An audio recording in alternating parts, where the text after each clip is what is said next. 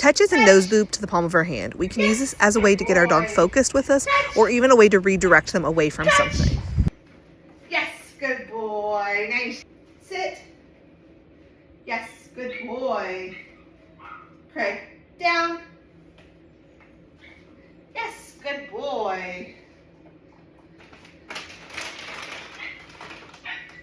Sit. Yes, good boy. Down. Yes, good boy. Nice job. For recall, you will call his name and then come. As soon as he turns to look at you, be ready to mark yes and begin praising him all the way to you, and then a reward once he gets to you. Come when called is something we want to reward pretty heavily in the beginning. Otherwise, we will see a quick decline in this behavior. If you call and they do not come right away, then you want to give a little pause and then use some kind of exciting noise to get them to follow through. Good boy. Place means go there, lay down, and stay until released. Craig's release word is free.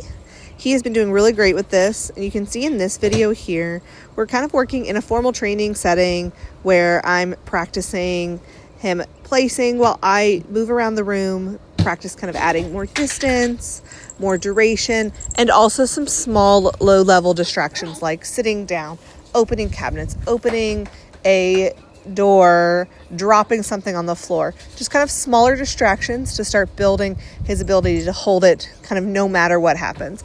If you try a distraction and he gets up, you just simply are going to send him right back, ask him to place again. Do not reward. Try again with that distraction. If he stays, reward. If he doesn't, try. You're going to send him back and you're going to try again, but this time, that third time, you're going to make the distraction slightly smaller. So if you tried a jumping jack and that was too difficult 2 times in a row, then you try a jump, but maybe a smaller jump and without your hands in the air. So you just break it down smaller as needed. But he is doing so good with place. And so you just got to keep practicing this in this kind of format so you can really see his progress. And when you're ready for him to get up, you can just use that cue, free. Here is another way you can practice place, and that is in real context. So this is dinner time for our family. We've asked Craig and Henry to place in their beds. And you can see while we're eating, Craig is a rock star. He stays throughout dinner and handles it wonderfully. So periodically throughout dinner, I'm rewarding him. I've got a string cheese stick at the table with me, and I just break off little pieces throughout dinner and toss it to him as long as he's staying on the bed. So you can see even with Henry getting up and moving around, which is a really pretty big distraction to see another dog getting up and moving, Craig is holding down the fort. He has got it. He knows to stay on his bed and that he gets the reward if all he does is lay there. So you're just going to periodically reward as he stays there. And just like with the formal training session, as he gets better, you're just going to slowly put more and more duration of time in between reinforcement until you no longer need so much reinforcement. Practicing in these real contexts as well as those training sessions is a great way to build longer durations of time, as well as the real life distractions and things that really do happen. Also, if you practice consistently in a context like eating dinner, you'll start to find that your dog chooses to go to their bed when they notice the cues that you're about to do something like eat dinner. Because if that is routine, dogs will pick up on that pattern very quickly. So for example, if you want dinner time to be a time where the dogs choose to go to place, then you're going to want to practice every time you guys sit down for dinner, and it will become habit not only for you, but for them. And when you're done eating and you're ready to release them, you can say free and let them get up.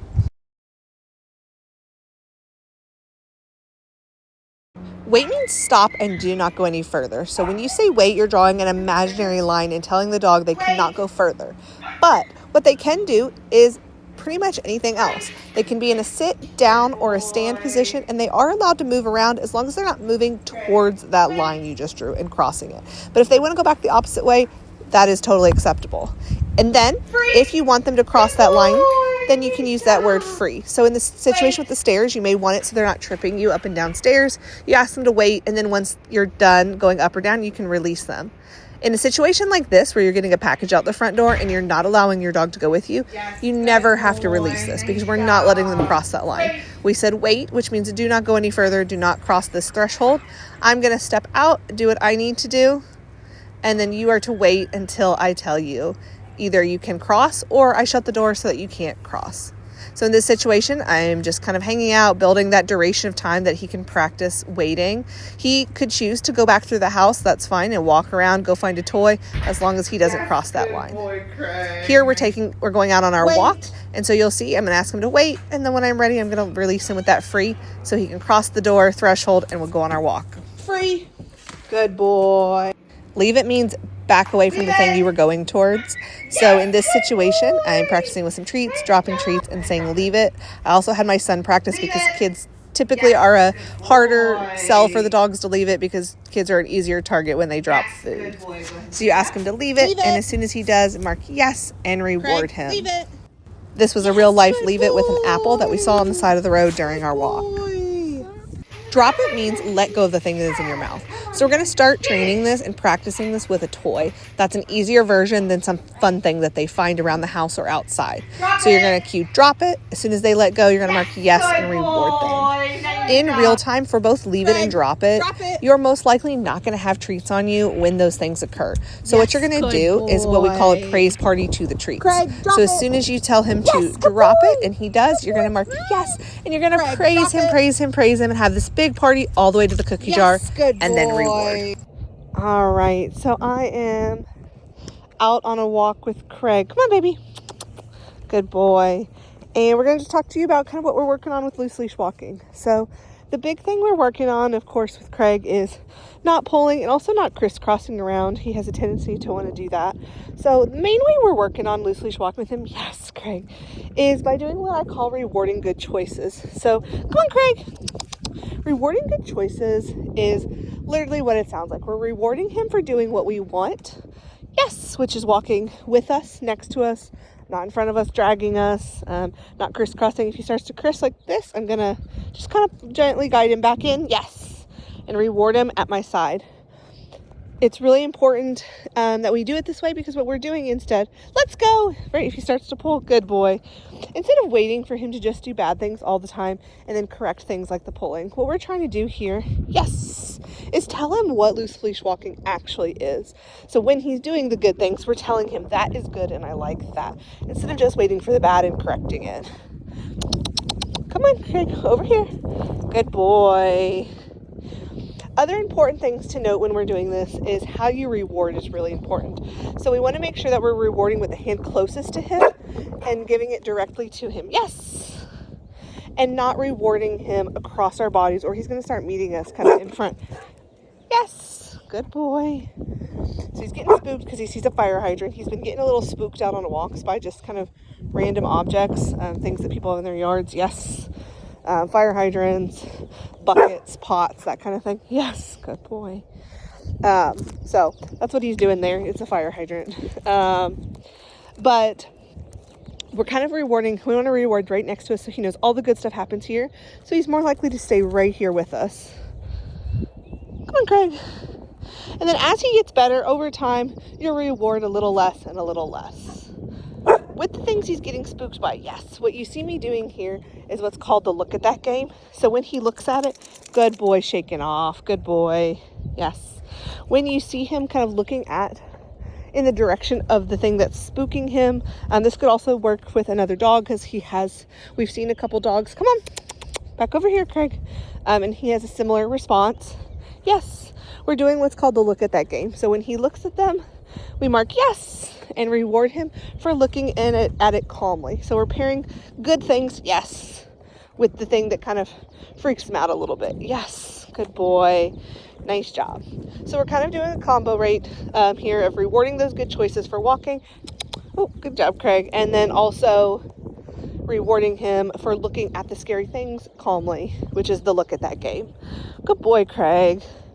He does really good. Normally the worst part of the walk for him is that beginning stage, which he did really well today on it. Yes, good boy.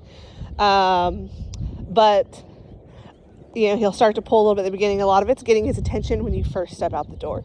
So as soon as we stepped out the door, I stopped, and before we even walked, I kind of made sure I had his attention, let him know I had reinforcement with me. Yes, good boy. So that he was prepared and ready to go before we even started to walk. Another good choice I forgot to mention that I like to reward is offering eye contact as well.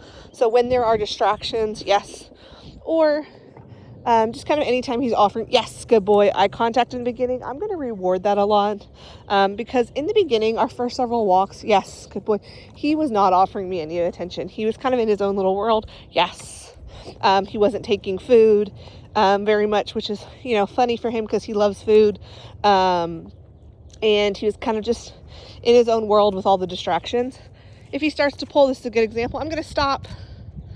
Yes, wait for him to acknowledge it, and then he's going to come back to me and he can have a treat, and then we're going to move forward. Good boy, Craig. And I don't mind if they want to stop and sniff, as long as it's within length of the leash and he's not trying to pull me or drag me there.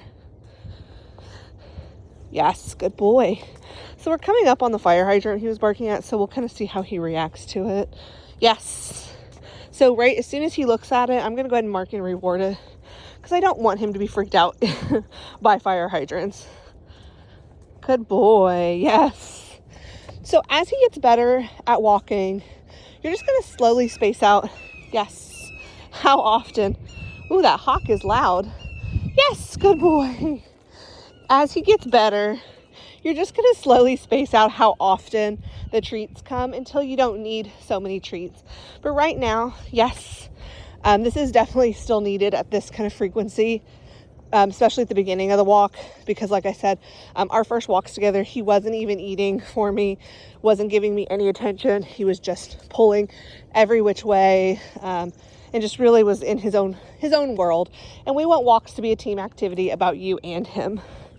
Yes, I would continue still right now and recommend that you walk him and Henry separately so that they can learn how to walk nicely, and then slowly integrate them once they're both walking nicely and kind of in a place where they don't need as much reinforcement, and then start walking them together.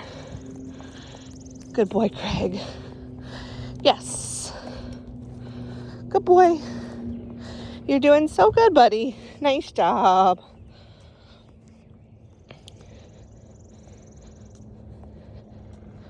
While training individually is important, it's also important that these two are training together because they live together, and these real life situations are going to happen with them together.